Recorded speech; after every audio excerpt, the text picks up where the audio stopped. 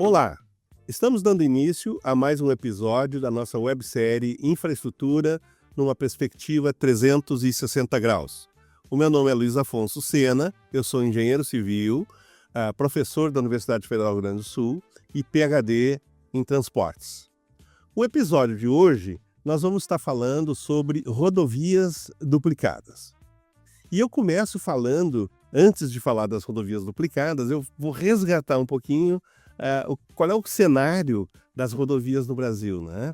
Então, nós temos 1.700.000 quilômetros de rodovias, dos quais 12% apenas são pavimentadas, ou seja, 12% tem asfalto. E desses 12%, metade não se encontra em boas condições, segundo as análises feitas pela Confederação Nacional do Transporte. Significa que nós temos uma situação bastante dramática, vamos dizer assim, em termos de rodovias, muito aquém do que a economia precisa. Mas dentro desse quadro todo, tem um item, que é o item do nosso episódio de hoje, então, que são as rodovias duplicadas.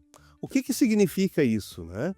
Quando nós temos rodovias duplicadas, e não vias singelas, né, que é a maior parte das rodovias aqui no país, nós temos uma condição muito mais favorável para a circulação das mercadorias e das pessoas.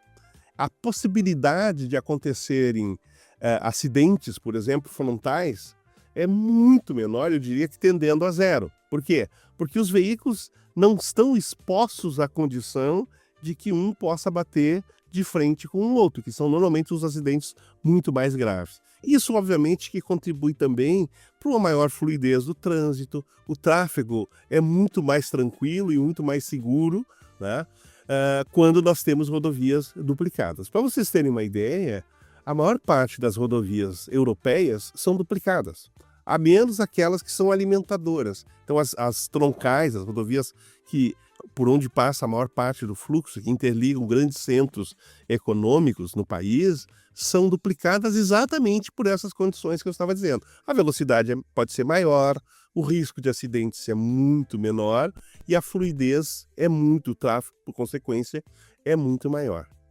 Mas o grande problema, então, que nós temos no Brasil é que a quantidade de rodovias duplicadas é extremamente baixa.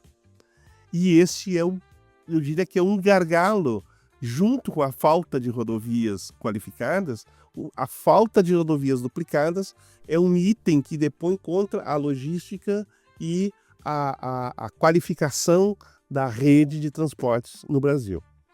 Estados como São Paulo, por exemplo, possuem uma rede duplicada muito intensa. Então não é à toa, então tem essa correlação entre o nível econômico, o padrão da economia do Estado, né, e a quantidade de rodovias duplicadas. Então, a quantidade de rodovias duplicadas em São Paulo é quase igual à quantidade de rodovias federais duplicadas. Olha que as rodovias federais são muito longas, porque interligam os estados. Então, a rede em São Paulo é muito densa de rodovias duplicadas também. Já no caso de estados como o Rio Grande do Sul, por exemplo, a gente vive uma situação muito peculiar e muito preocupante. Por quê? Porque as rodovias duplicadas aqui no estado do Rio Grande do Sul, somando as rodovias federais e as rodovias estaduais, tão somente 600 quilômetros. E agora entra uma coisa interessante, né?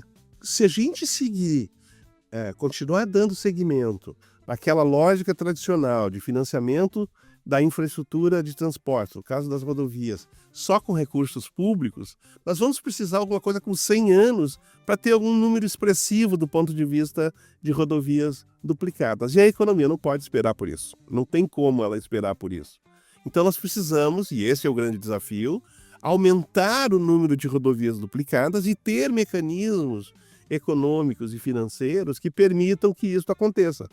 E aí eu volto para a questão que é mais ou menos central da nossa websérie, que é a participação do capital privado para isso.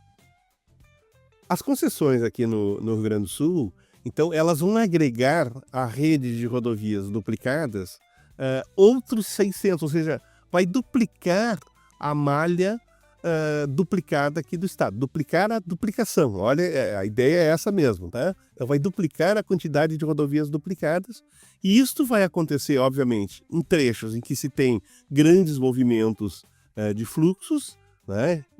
Interligando polos importantes econômicos aqui do Estado, né? E isso vai reduzir, então, a quantidade de acidentes, facilitar uma série de questões e que, de alguma forma, impactam na atividade econômica.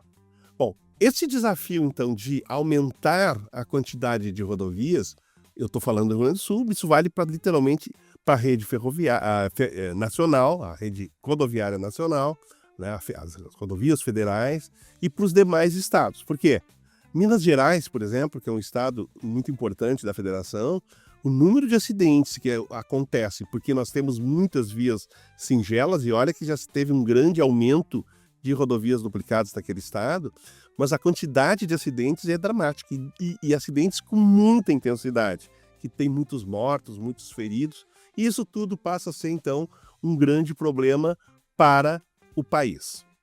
Quando se fala, então, de rodovias duplicadas, como é o nosso caso aqui, a gente automaticamente passa a se dar conta de que elas vão estar sendo providas por uma ferramenta que são as concessões, né, e que junto com com a duplicação em si, vem todo um aparato tecnológico, né? Então hoje, por exemplo, os pagamentos já são feitos já com free flow e tecnologias mais sofisticadas, e a ideia de que a tecnologia que vai estar presente também nessas rodovias é a mesma tecnologia que vai estar também nos vários formatos aí que a gente vai ter pela frente de mobilidade, de transportes, né? Então se fala hoje em drones que de alguma forma vão precisar de regulação e todo um aparato para ter uma certa operação otimizada, né? Mas tudo isso, de alguma forma, voltando para a questão das rodovias, elas vão estar aportadas. Então, a tecnologia, junto com a redução de acidentes e junto com uma fluidez maior do tráfego, significa que nós vamos ter rodovias que melhor atendem às necessidades da economia do Estado e a economia do país. E indo agora para o nosso já tradicional, o número, né, que é aquela referência que a gente faz a um número emblemático. Então, como nós estamos falando em rodovias duplicadas e falando de rodovias aqui no estado do Rio Grande do Sul que se limitam hoje a cerca de 600 quilômetros de rodovias duplicadas entre federais e estaduais, eu vou dar um número que é um número emblemático: 6.348 quilômetros. O que significa isso? Significa a quantidade de quilômetros duplicados nas rodovias do estado de São Paulo. Sim, eu estou falando 10 vezes, aliás, 100 vezes mais do que as rodovias duplicadas no Rio Grande do Sul. Isto por si só, esse número, ele é tão eloquente e ele mostra de uma forma tão clara a diferença dos estágios econômicos e da relevância da economia dos estados. Então, o estado como São Paulo, que é responsável por cerca de 40% do PIB brasileiro, só o estado de São Paulo, né? Bom, e aí o estado do Rio Grande do Sul tem 600 quilômetros. Então, reverter esta realidade é o grande desafio dos governos, da sociedade, para que a gente tenha uma rede de rodovias compatível com a relevância econômica que a gente espera que um estado como o Rio Grande do Sul tenha no cenário nacional. Último item do nosso episódio de hoje é a nossa dica. A dica de hoje, então, fica por conta de um livro que eu diria que ele é extremamente emblemático e uma quebra de paradigma em relação às coisas que a gente está vivendo. É falar um pouquinho sobre inteligência artificial. Isso que faz parte hoje da vida de tudo, inclusive das tecnologias que a gente está discutindo aqui nos nossos episódios da nossa websérie. Então a dica fica por conta do livro, e eu trouxe aqui um livro do nosso querido Túlio Milman, que escreveu um livro que chama Onde Estás?, em que ele discute de uma forma brilhante, em que a grande questão que nós temos em relação à inteligência artificial, que passa a fazer parte das nossas vidas, é o prompt, né? Ou seja, qual é a pergunta que nós vamos fazer? E é interessante que quando a gente concentra na pergunta, a gente aprende muito sobre o assunto que a gente está querendo investigar, né? Mas quanto mais sofisticada e qualificada for a pergunta, melhor vai ser a resposta que a inteligência vai nos dar.